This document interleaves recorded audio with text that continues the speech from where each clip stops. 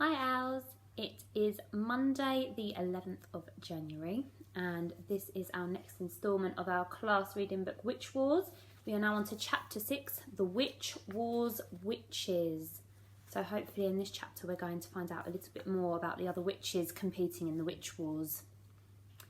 Back in the entrance hall, Tiga watched as Fran hovered in front of a crowd of witches. Her tiny eyes were fixed on a very tall and solid witch with long hair that hung from her hat all the way down to her knees. "Lizzie Beast," said Fran in an uncharacteristically evil tone. "How is your mother doing?" Lizzie Beast nodded. "Good, thanks, Fran. Filming today." "Lizzie Beast's mum is a camera operator in Brollywood," whispered Peggy. She and Lizzie are both famously clumsy. Tiga watched as Lizzie Beast swung her arm and accidentally smacked one of the other witches in the face. Once, when Lizzie Beast's mum was filming a TV programme with a bunch of fairies about why glittery dust is very important, she sat on one of the fairies and squashed her. It kick-started the fairy riots. "Oh no," said Tiga. "What happened?" "Almost nothing," said Peggy, shaking her head. "They flew around chanting, 'What do we want? Not to be squashed, and we'd also quite like a pony.'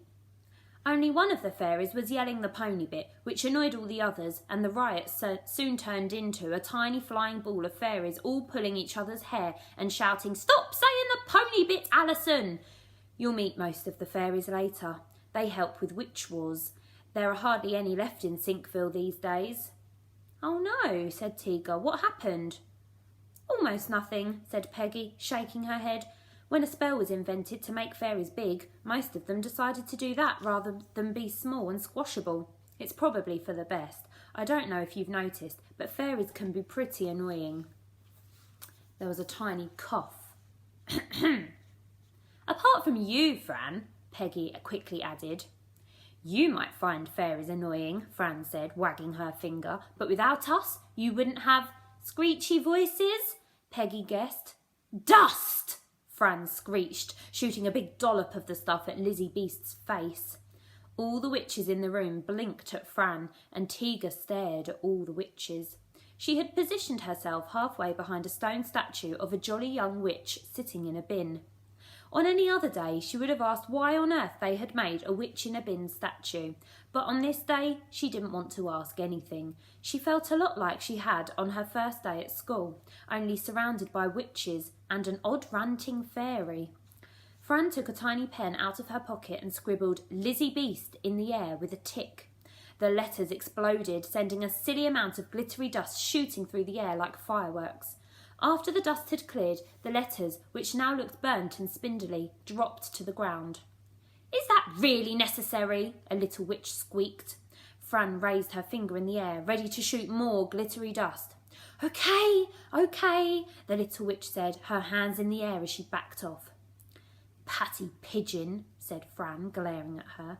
The tiny witch with plaited pigtails sticking out at the sides of her hat nodded. "I'm Patty from the Towers." Fran smiled and wrote "Patty Pigeon" in the air with her pen. All the witches ducked as glittery dust burst from the letters. "Next!" Fran shouted. There was no missing the next one. She was leaning against the wall, dressed in the puffiest skirt Tiga had ever seen. It looked more like a trifle than a piece of clothing. "I have zero interest in being here," the witch said loudly, scanning the room for a reaction. Fran was bobbing up and down excitedly in front of her. "Oh, Fluffanora, it's so great to see you here and dressed in such style. How is Mrs. Brew? Does she mention me all the time?" No, I don't think so," Fluffanora said. She glanced over at Tiga. "Nice jeans." Tiga wasn't sure whether she was being kind or mean. Fran was whizzing about back and forth, trying to catch Fluffanora's eye. "We have met before, at your mother's shop. I'm quite famous." Peggy moved closer to Tiga, who had been slowly moving further and further behind the statue. "That's Fluffanora Brew, the daughter of Mrs. Brew, the fashion designer. There are always pictures of her in Toad magazine. They say she's the best dressed girl in Ritzy City." Fluffanora, your mother didn't mention the diamond-encrusted skirt that she designed especially for me when I won the award for Best and Only Fairy Film of the Year, did she? Asked Fran with a huge grin plastered on her face. Fluffanora shook her head. Fran's grin shrank a bit. Or the little shoes with the velvet bows and the parrot face? Designed just for me? No? Fluffanora craned her neck past Fran and pointed at Tiga behind the statue. You know, we don't have jeans in Ritzy City. You can only get them above the pipes. It's cool to see them in real life. Tiga felt all shy and did a sort of half wave from behind the statue. Then, for good measure, she stuck one leg out as if to display the jeans to the rest of the room. Two girls pushed past Fluffanora. Ah, yes, the twins, said Fran. Welcome, Millie and Molly. Tiga caught the eye of one of them and smiled, but the girl just bared her teeth as the other cackled. Right, said Fran, twirling in the air. All 9 of you are here so we can begin. Oh, it's been 9 long years since I've done this. Fran, said Tiga, taking a brave, deep breath and stepping out from behind the statue. What is it, Tiga? Tiga looked around the room at all the witches staring back at her. It's just you said 9 witches, but there are only 7 of us.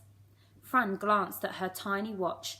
Late! She roared, just as the chandelier in the hall began to shake.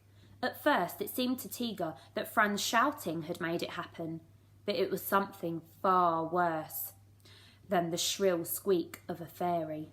The lights dimmed, the witch statue slid further down into the bin, and the pictures on the walls began to sway. The door burst open. It banged loudly off the wall, making everyone jump. Then it slammed shut again, which made everyone laugh. But they stopped laughing when it creaked open and they saw who was standing behind it. Well, not exactly standing. One was sitting on the back of another witch, and the other was levitating in the air. And that's the end of the chapter, Owl class. So join me tomorrow for chapter 7, which is called The Rules. Hope you enjoyed it. Bye.